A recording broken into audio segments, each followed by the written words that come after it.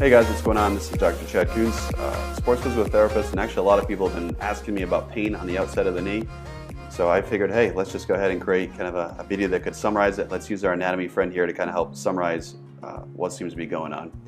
So the good news is that there's actually not too many different muscles, tendons, ligaments, or things that's actually causing that potential pain. So if we just stick to more muscular slash tendinous, if you want to look at it like that, number one cause is really an incredibly tight IT band, but it's not just the tightness. The tightness can actually contribute to an excessive lateral movement from your patella. So the patella will actually kind of move too far laterally, not really with just a tight IT bend, but it could be argued that even like a tight kind of outer quad muscle, your vastus lateralis, could both be contributing to it. So a lot of times either the VL or the IT band are pulling on the IT band. I tend to find actually from a trigger point perspective where muscles are like really tight, this seems to be a keystone area that mimics people's pain. In fact, pain could even kind of be anywhere on the outside or even kind of run down underneath it. And the distal tendon quad muscle can actually be responsible for that. So in addition to that, you potentially could have a form of bursitis that's creating pain on the outside of the knee. The LCL is way over here, so the lateral collateral ligament, unless there was like a traumatic move where you got hit from the inside of the knee and it created a lot more stress on the outside, that could cause like an LCL problem.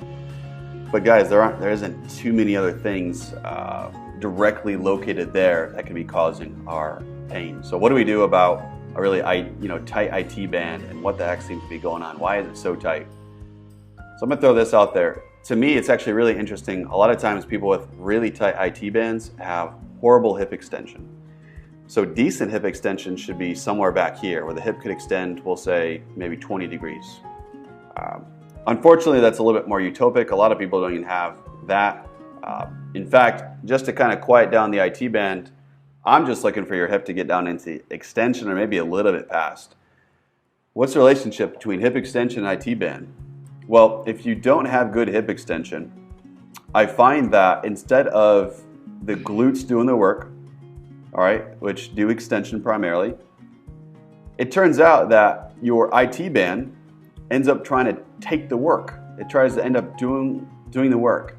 So I think stretching your IT band or stretching your hip flexors in order to get more hip extension so your glutes actually do the work can be incredibly helpful.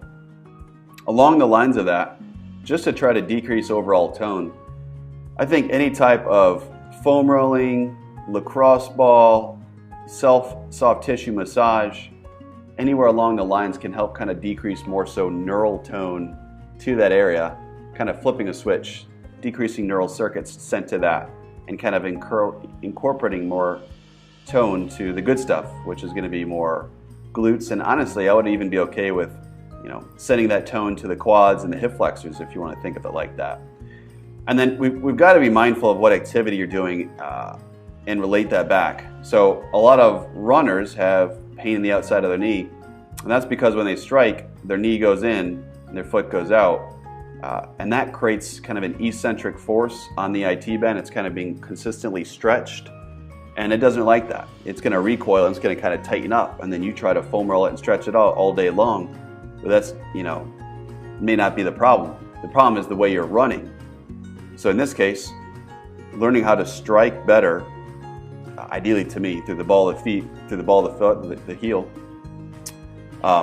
will decrease the tone that's sent to the IT band, because it's not being consistently stretched out when you're running. Now, people ask me a lot of times, ice or heat. I tend to like heat. We're talking about a really strong, big tendinous and fibrous muscle.